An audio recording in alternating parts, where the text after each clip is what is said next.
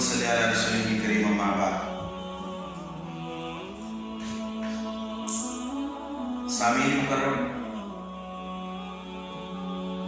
آج کا یہ ہمارا جو پیغام ہے یہ ہے حیلولہ، قیلولہ اور ویلولہ، یہ کیا چیز ہے؟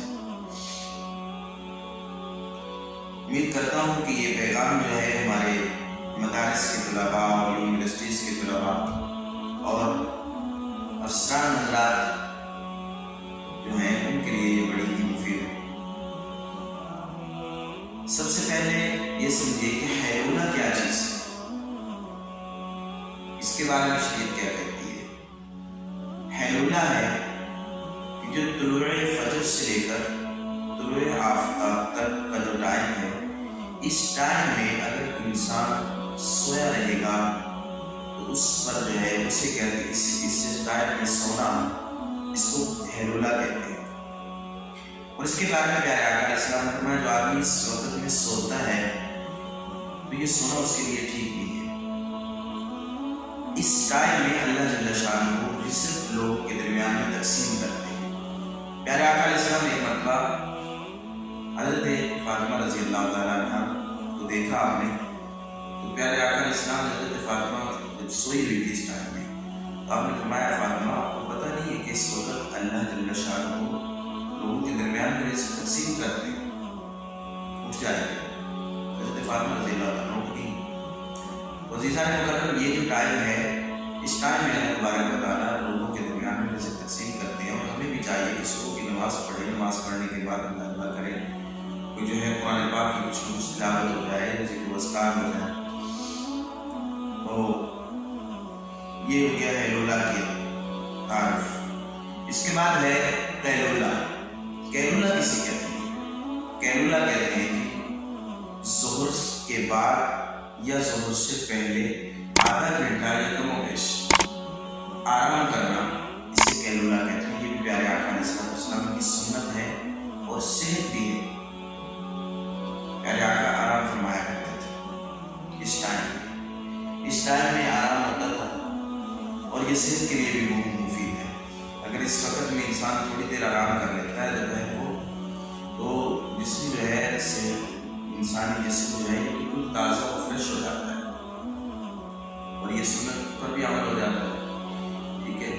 تو اس پہ بھی جو ہے کوشش کرنی چاہیے کہ دوپہر میں تھوڑا سا ٹائم جو ہے استراحت کر لینی چاہیے، زیادہ دیر نہیں ہو، ٹھیک ہے۔ آدھا گھنٹہ، پونا گھنٹہ کم و بیش اتنا ہی ٹائم ہونا چاہیے۔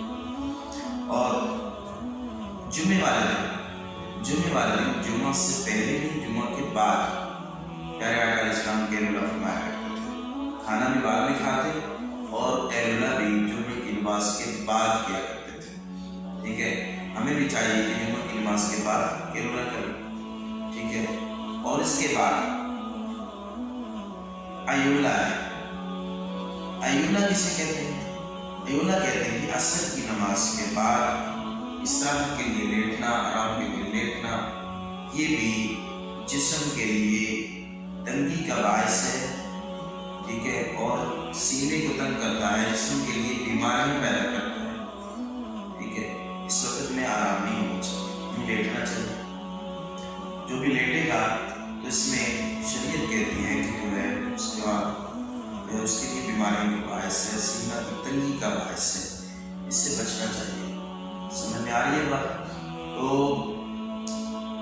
ایولے کی بھی تعریف ہوگی کہ آرام جو ہے عصر کی نماز کے بعد جو ہے لیٹنا، آرام کرنا ہی ٹھیک نہیں ہے۔ ہمیں چاہیے کہ عصر کے بعد والا جو ٹائم ہے اس کو بھی کچھ دیر جو ہے مسجد میں بیٹھ جائے، گھر میں جہاں پہ بھی اللہ کی عبادت کر لیں، کیونکہ عصر کی نماز کے بعد آپ کو پتہ ہے کہ فرشتوں کی ڈیوٹی چینج ہوتی ہے۔ پہلے والے فرشتے جو ہیں وہ چلے جاتے ہیں، دوسرے جو ہے وہ واپس آتے ہیں۔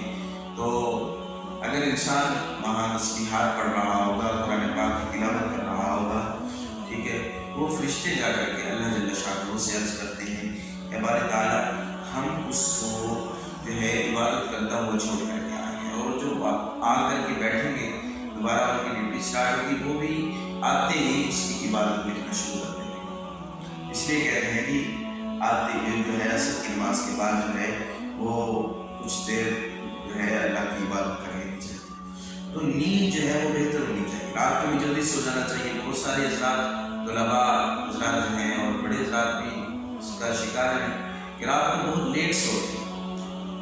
ٹھیک ہے, کمپیوٹر پہ بیٹھ گئے اور جناب موبائل ہے, کسی کے ہاتھ میں نیٹ چل رہا ہے, سوشل میڈیا پہ جو ہے ہر انسان گھوم رہا ہے. تو اتنی دیر جو ہے موبائل نہیں استعمال کرنا چاہیے, نہیں یوز کرنا چاہیے. اس سے جو ہے بہت نقصان ہے. کیونکہ عربی کا ایک مقولہ یاد آ رہا ہے, من طاب نومہ طاب یومہ. جس کی نیند اچھی ہے اس کا دن اچھا ہے. جس نے اپنی نیند اچھی کر لی وہ دن میں سکون سے رہے گا, اطمینان سے رہے گا. ٹھیک ہے, بوجھل سی اس کی طبیعت نہیں ہوگی. بعض ساتھی کہتے ہیں یار ویسے تو طبیعت ٹھیک ہے لیکن ایسے نہ بوجھ سا محسوس ہوتا ہے. اس کی مین وجہ یہی ہوتی ہے کہ نیند پوری نہیں ہوتی, یعنی بہت زیادہ کر لیتے ہیں.